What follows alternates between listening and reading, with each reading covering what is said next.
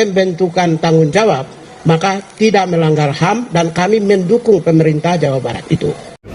Ya daun-daun. Itu kebanggaan ya. Kita ingin mengabdi, kita ingin berbuat yang terbaik untuk bangsa dan rakyat kita, kan itu. Motivasi dari kecil begitu. Halo guys, assalamualaikum warahmatullahi wabarakatuh. Selamat datang kembali di channel Andi Utomo DU bersama saya Andi Utomo alias Mas DU. Dan di video kali ini Mas DU masih membahas seputar KDM ya. Dan di kali ini ya, KPAI, Komnas HAM, dan beberapa elit lainnya, salah satunya anggota DPR ya, nggak salah satu, ada beberapa kayaknya yang mengkritik kebijakan Kang Deddy Mulyadi itu harus gigit jari guys ya, gigit jari. Kita ya. Kenapa? Karena Komnas HAM ya melalui Komnas HAM pemerintah melalui Menteri HAM ya, Pak Natalius Pigai itu menyampaikan bahwa pada intinya itu beliau selaras dan sejalan dengan kebijakan Kang Deddy Mulyadi ya. Beliau mengatakan tidak ada pelanggaran HAM ya dalam kebijakan-kebijakan KDM ya, khususnya tentang siswa nakal dikirim ke barak militernya. Penjelasannya selengkapnya gimana ya, dan bagaimana komentar netizen? Ikuti terus video ini sampai selesai, dan buat kalian pendatang baru jangan lupa berikan dukungan Anda dengan cara klik subscribe ya. Oke, yuk langsung aja. Let's go ya. Ini dia. Tanggapan dari Bu Retno sebagai praktisi pendidikan, apakah sudah sedarurat itu anak-anak nakal perlu dibina secara militer? Sebenarnya anak-anak nakal yang didefinisikan tadi ya, ada yang istilahnya tawuran, narkoba, kemudian melakukan tindakan-tindakan yang mengarah tadi ya pada kekerasan. Itu sebenarnya di dalam Undang-Undang Perlindungan Anak, mulai dari pasal 69 ke belakang, itu sebenarnya ada yang disebut dengan perlindungan khusus anak. Itu anak-anak itu, semua itu. Sudah ada. Dan di dalam penanganan, termasuk Undang-Undang Sistem Peradilan Pidana Anak, ketika anak memang berhadapan dengan hukum atau berkonflik dengan hukum, dan dia misalnya dihukum sekalipun, itu juga ada penanganannya. Nah, penanganan mereka ini adalah menggunakan basis yang kita sebut dengan balai rehabilitasi. Jadi kayak narkoba ada balai rehabilitasinya, sebenarnya anak-anak ini pun ada. Itu di bawah Kementerian Sosial, kemudian Dinas-Dinas Sosial, dan di seluruh Indonesia ada. Nah, mereka pendekatannya ini tidak militeristik gitu ya, tidak kemudian tentara-tentara ini ikut melakukan, tidak gitu. Mereka pun sama diinapkan, mereka punya rutinitas pagi, bangun, belajar, kemudian juga termasuk anak-anak yang terlibat terorisme itu semua ada gitu. Dan biasanya polisi itu kalau menitipkan tahanan anak, karena mereka nggak punya misalnya tahanan anak di kantornya, itu juga ke balai ini. Jadi di sini tuh ini menurut saya kurang tepat dan problematik ketika memasukkan anak-anak yang kategori nakal, tapi kalau bagi saya itu anak-anak yang berperilaku tidak tepat gitu ya.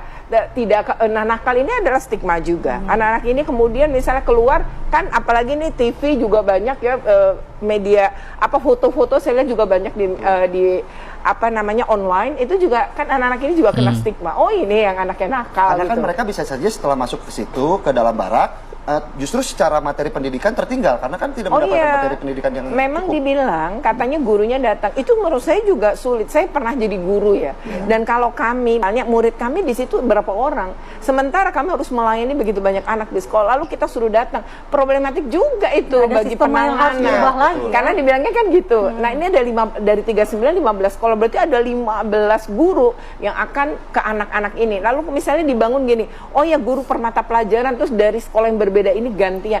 Itu menurut saya juga kurang tepat, karena sebenarnya anak-anak ini, dan bagaimana dengan Kemendikbud, kan ini data Dapodik, ini anak nggak masuk gitu ya. Lalu apa nih kategorinya apa? Lalu tadi kan dibilang 6 bulan sampai 1 tahun. Itu pasti sangat tertinggal. Dan sekarang kasusnya misalnya nih, anaknya udah kelas 12 misalnya SMA ya, sudah mau lulus terus kedapatan nih melakukan tindak pidana misalnya, atau terkategorikan tawuran. Lalu mereka kan udah mau lulus juga gitu.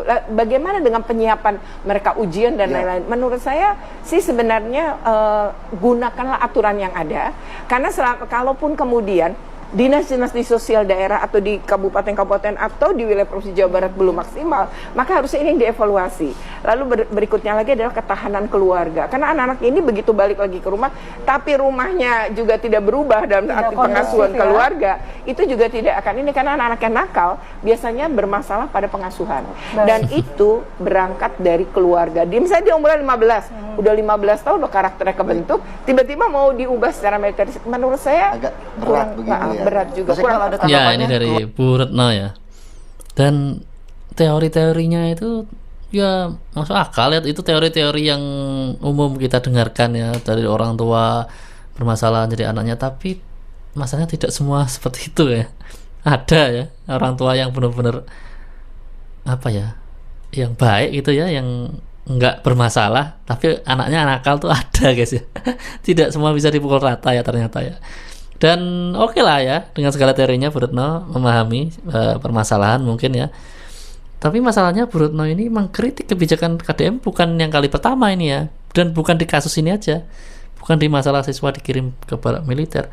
Di case-case lain juga beliau ya kontra ya dengan KDM ya. Salah satunya waktu sama Aura Cinta itu ya. Beliau juga kontra juga. Ada apa ini? Oke, lanjut ya. Ya, ini penolakan lainnya dari anggota DPR ya. Mengapa ya saya rasanya mau menangis begitu? Mau nangis katanya. Dari awal ini seolah-olah anak-anak ini sudah mendapat diskriminasi. Dia mempunyai hak-hak yang harus kita berikan kepada mereka. Dia juga dilindungi dengan hak-hak perlindungan anak. Sehingga ide ini saya sangat berharap sebenarnya tunda dulu. Lakukan pengkajian secara mendalam. Baru kemudian dieksekusi kalau memang secara kajian itu memungkinkan dan tidak akan berpengaruh besar ke depan. Jadi, mengapa saya mengatakan saya hampir menangis? Saya sering berhubungan, berkomunikasi dengan anak-anak yang mempunyai kebutuhan khusus di dalam hal ini karena masalah sosial. Lalu mereka juga ditangkap di kantor dibawa ke kantor polisi karena dia punya kegiatan klitih atau tawuran kalau di Jogja. Ataupun mereka-mereka yang dikategorikan anak-anak nakal. Ketika kami berjumpa, kami bisa memahami, oh anak ini datang dari keluarga secara ekonominya sebenarnya mampu, tetapi orang tuanya ternyata tidak memberikan waktu yang cukup. Oh anak ini keluarga dari yang single parent, ternyata dia melakukan kelakuan seperti ini karena perhatian terhadap anak tersebut kurang. Oh ternyata yang ini terhadap lingkungannya atau lingkungannya mendukung untuk dia berbuat sedemikian karena tidak terkontrol oleh orang tua maupun guru. Iya, jadi artinya hal-hal seperti ini mestinya jangan terburu-buru. Ini soal anak. Kalau kita bicara soal anak, ini bicara soal masa depan bangsa ini. Ini dari satu kabupaten saja tadi sudah dikatakan 39 anak. Apakah mereka nanti tidak akan mendapat cap ketika keluar dari situ? Like, share, Ya, dan follow pada Daily Post intinya ID itu ya. untuk Anggota DPR Ibu Esti Wijayanti ya. Itu sampai menangis katanya ya kalau melihat anak-anak yang dikirim ke barak militer ya. Gimana pendapat kalian? Tulis di kolom komentar guys ya. informasi menarik lainnya. Daily Post ID. Nah ini soal Bu Retno lagi ya. wisuda, Bu Retno soal Listriarti, perpisahan, study tour, KPAI. anak-anak yang terdampak langsung pada program ini pernah nggak ditanya? Jadi menurut saya ini ada dalam Undang-Undang Perlindungan Anak, ada dalam Undang-Undang Sidiknas bahwa mereka itu Oh, ini tentang studi wajib tour. untuk ditanya sebenarnya Kontra sama lagi stakeholder beliau. terkait ini, baik itu anak dari versi anak, baik itu versi orang tua maupun versi guru-guru. Kalau pakai data pasti lebih kuat lagi gitu Pak. Dedi ini akan bisa bertanggung jawab. Data berkata ini begini. Data itu penting kok dalam melakukan kebijakan publik. Itu ilmu ya, bukan karena kata saya gitu. Pembelajaran study tour yang dimaksud tadi kalau Tadi emang itu, memberatkan tadi. ya mari kita bikin ketentuannya. Karena sebenarnya peraturan Menteri Pendidikan membolehkan pembelajaran di luar kelas. Misalnya belajar sejarah. Oh nih datang ke museum kan boleh. Kemudian belajar biologi langsung ke hutan terdekat. Kalau itu adalah pembelajaran yang berkaitannya dengan peningkatan kualitas dan kapasitas anak-anak, tapi tidak memberatkan, tidak bisa juga seluruhnya anak-anak ini nggak boleh sama sekali belajar di luar sekolah. Maksudnya biar jernih. Soal Ya, wisuda. seperti yang Mas Dio bilang tadi ya. Bukan kali pertama, bukan masalah siswa dikirim ke barak militer aja beliau yang kontra ya. Soal wisuda itu juga nggak setuju ya. Soal aura cinta nggak ini selalu kontra gitu ya. Nggak tahu ya kenapa ya. Nama Retno Listiarti menjadi perbincangan publik saat ujian nasional. Pasalnya, ia dipecat dari jabatannya sebagai Kepala Sekolah SMA Negeri 3, Jakarta, oleh Gubernur Jakarta Ahok karena menghadiri acara bincang-bincang di sebuah televisi swasta pada saat pelaksanaan ujian nasional. Gue pecat tuh hari ini juga, gue bilang. Nama Retno Listiarti menjadi perbincangan ini publik menarik saat ya. ujian Ternyata nasional. ini track record ya, rekam jejaknya Ibu Retno tadi. Itu ternyata pernah dipecat Ahok ya. Jadi kepala sekolah di SMA N3 Jakarta dulu ya. Karena akibat kerjanya banyak ngomong, ini judulnya di sini. Karena itu menghadiri acara bincang-bincang pada saat ujian nasional. Kita dengerin sekali lagi ya beritanya ya. Pasalnya, ia dipecat dari jabatannya sebagai Kepala Sekolah SMA Negeri 3, Jakarta, oleh Gubernur Jakarta Ahok karena menghadiri acara bincang-bincang di sebuah televisi swasta pada saat pelaksanaan ujian nasional. Gue pecat tuh hari ini juga. Nasional. Nama Retno Listiarti ya. Ini fakta yang mencengangkan. Kemarin ibu-ibu KPAI ini ya yang wawancara di TV tapi nggak riset dulu tuh berapa usianya si Aura Cinta. Sekarang Ibu Esti, anggota Komisi 10 DPR RI dari fraksi PDI Perjuangan. Gini Bu, kalau mau nangis mah ya Bu, nangis aja Bu, nangis nggak apa-apa Bu, nangis aja kalau mau nangis Bu. Pertanyaannya, terus solusinya apa nih yang terbaik menurut Ibu daripada dimasukkan ke barak? Menurut Ibu apa? Solusi yang baik apa? Mungkin dititipin aja gitu ke rumah Bu Esti, biar Ibu Esti aja yang mendidik daripada dimasukkan ke barak nanti Ibu Esti pengen nangis lagi. Gimana Bu? Itu kan dimasukin ke barak kan atas persetujuan orang tuanya Bu. Itu udah saking orang tuanya bingung Bu, bingung harus gimana cara menasehati anaknya gitu ya. Udah nggak tahu harus berbuat apa lagi gitu Bu. Makanya dimasukin ke barak supaya dididik gitu ya Bu ya, supaya diajarin disiplin, nanti keluar dari situ jadi anak yang baik kan gitu Bu harapannya. Kan di barak bukan dididik jadi tentara terus disuruh perang Bu, bukan. Di sana juga suruh belajar Bu, kayak anak sekolah gitu. Terus kira-kira gimana deh Bu, menurut Ibu baiknya? Kalau nggak dimasukin ke barak, titipin aja ke rumah Bu Esti, gimana? Gimana kalau dititipin aja ke rumah Bu Esti ya?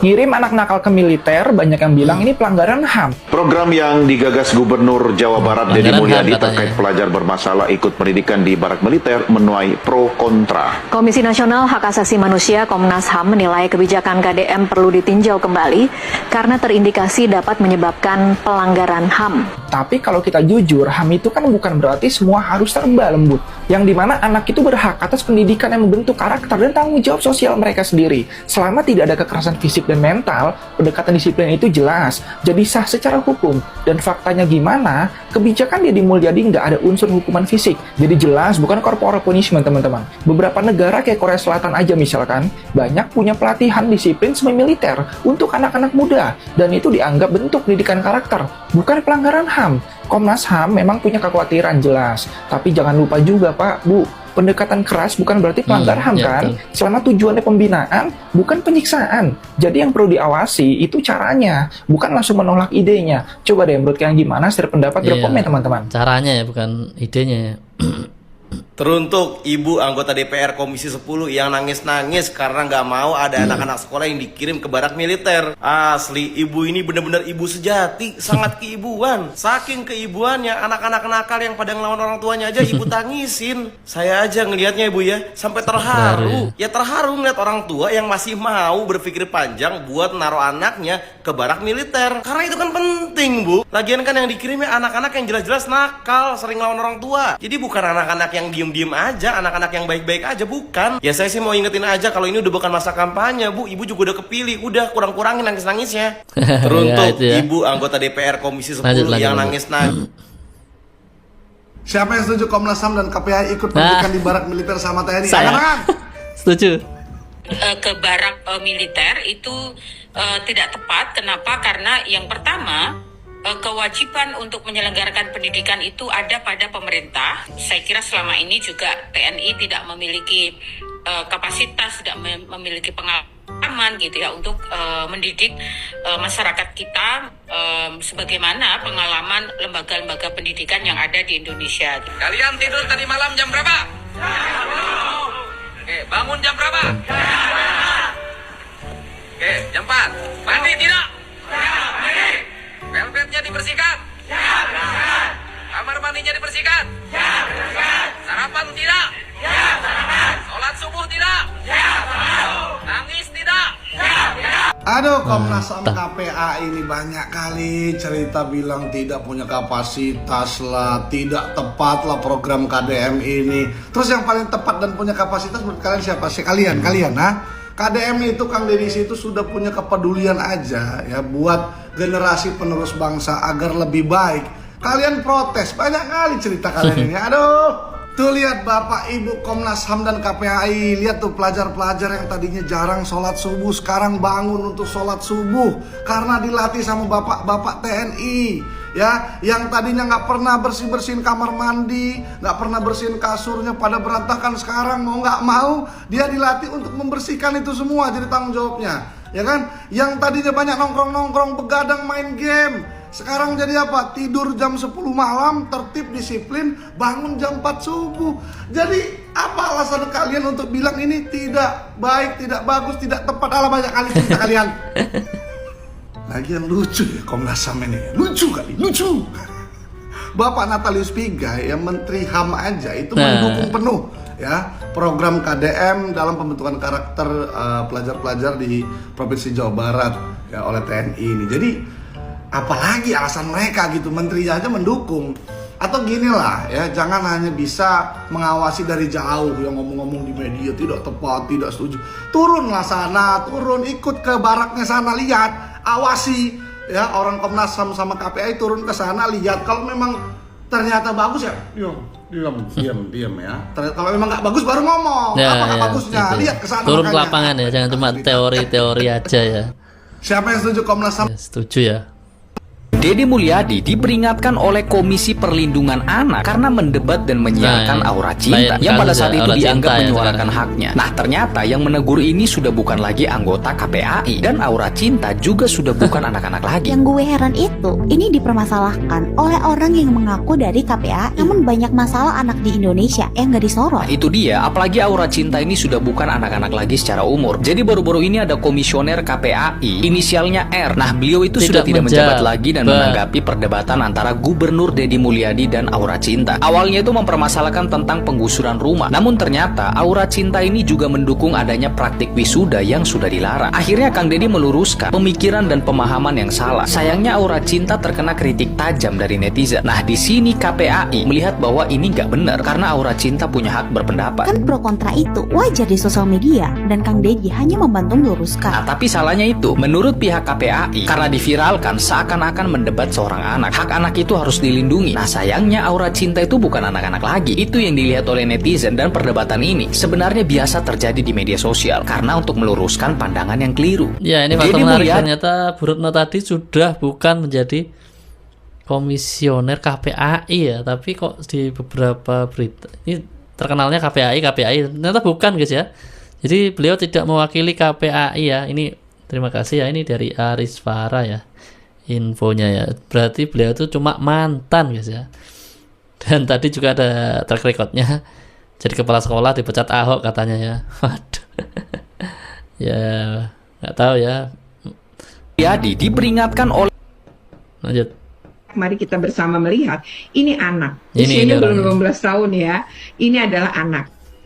Yakin umur 18 tahun. Yakin.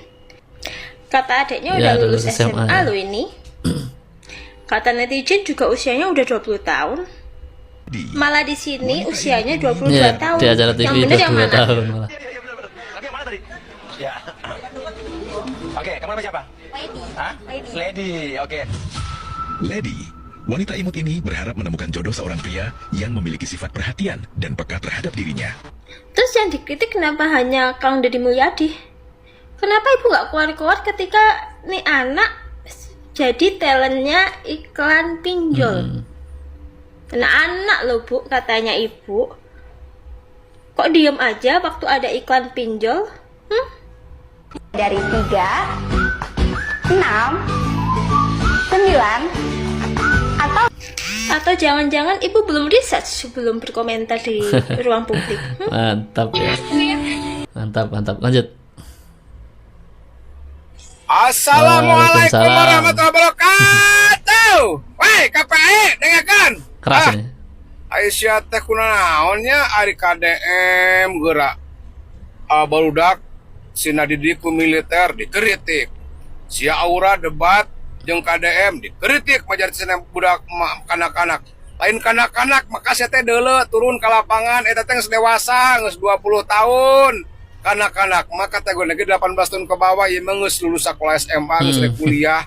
Geus lulus ge 1 tahun. Udah lulus setahun eta mah gitu kuliah ya. Jadi bukan anak-anak. Aduh aing mah. Tuh arek kritik mah. Budak kritik anu ngaramen di stopan. Anu terlantar eta nu kritik mah sia teh KDM teh geus alus digawena.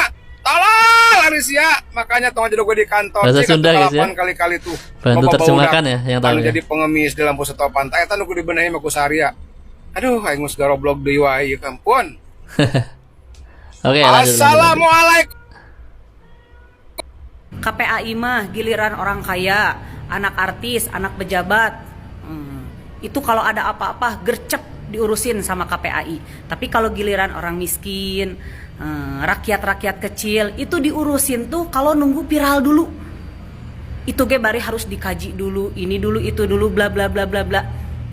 KPAI dan antek-antek politik yang lainnya dan elit politik yang lainnya kalau tidak bisa membantu program Pak Dedi saat ini, program gubernur saat ini, tolong jangan dipersulit, tolong jangan dihalang-halangi.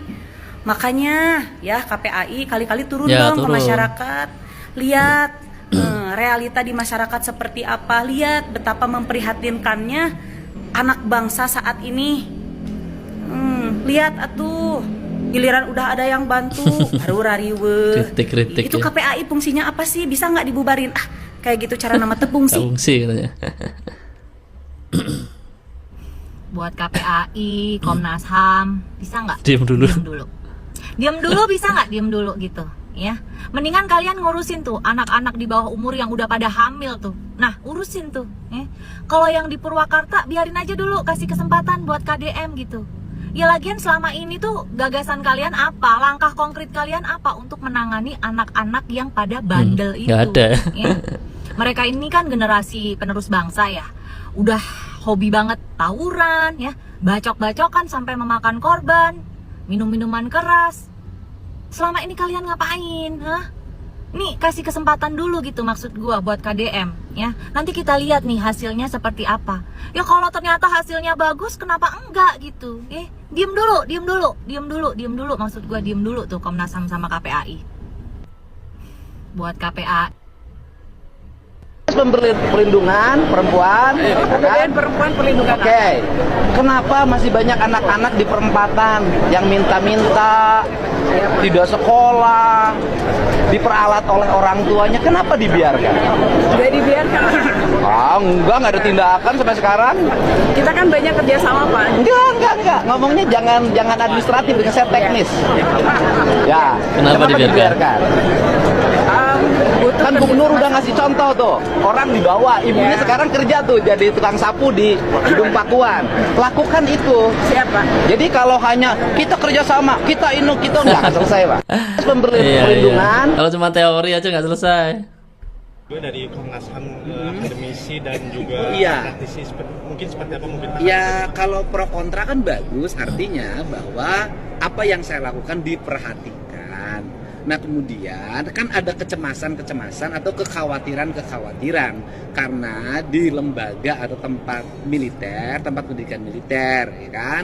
Karena dianggap anak-anak ini tidak punya kewajiban atau tidak punya keharusan, bahkan dianggap tidak boleh militer memberikan pendidikan pada anak-anak remaja, ya kan? Tetapi menurut saya, pertama, tentara ini banyak ngajar loh di daerah-daerah terpencil. Yang kedua, SMA Taruna Nusantara itu tertentara loh. Pelatihnya gurunya. Benar. Ketiga, sekolah-sekolah yang yayasannya di bawah TNI itu SMA dan SMK itu tentara loh gurunya. Nah yang keempat, paskibraka ini, pramuka ini banyak dilatih oleh tentara. Nah ya betul. Dari Komnas HAM, akademisi dan kadang lupa mungkin ya orang-orang itu ya. Berbeda dengan Komnas HAM dan KPAI, Menteri HAM Natalius dukung kebijakan Gubernur Jawa Barat Deddy Mulyadi kirim siswa nakal ke barak militer. Natalius menilai, kebijakan Gubernur Jawa Barat Deddy Mulyadi yang mengirimkan anak-anak bermasalah untuk dididik ke barak militer bukan merupakan corporal punishment. Menurutnya, kebijakan tersebut bagian dari pendidikan pembentukan karakter, mental, dan tanggung jawab.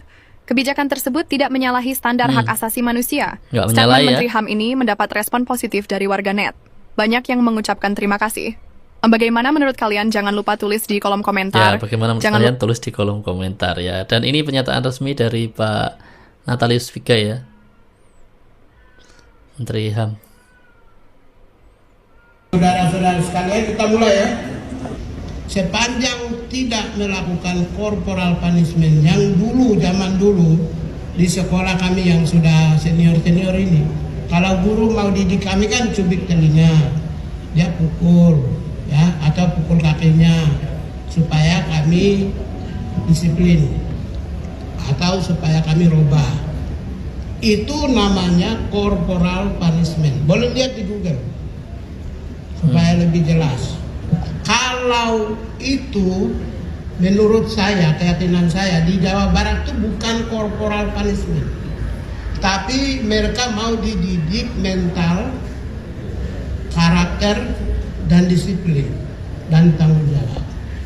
Kalau pendidikan yang berorientasi pada pembentukan disiplin, pembentukan mental, pembentukan karakter, dan pembentukan tanggung jawab, maka tidak melanggar HAM dan kami mendukung pemerintah Jawa Barat. Iya, tidak melanggar HAM dan kami mendukung pemerintah Jawa Barat. Tegas, perlu digarisbawahi ya. Gimana ini komentarnya netizen ya? Dukung kalau begini mah. Untuk kali ini aing setuju, mantap. Bawaan Menteri HAM suruh turun ke lapangan, jangan cuma berbicara di depan media ya. Cerdas Pak Menteri Pigai. Siap Pak Menteri, mantap, pasti paham tuh elit-elit yang sukanya makan dana anggaran. Ini baru jenius, mantap. Mantap Pak, hormat, setuju. Banyak sekali ya komentarnya, ada berapa ini? 51 ya. 31, 51 ya. Ya oke, lanjut ya guys ya. Jadi intinya didukung sama pemerintah ya melalui Menteri HAM. Kritik itu saya sampaikan begini, daripada kita ribut-ribut ngeramein urusan hanya dalam wacana, perdebatan tidak berakhir, mending yuk kita tangani bersama-sama. Ya kan?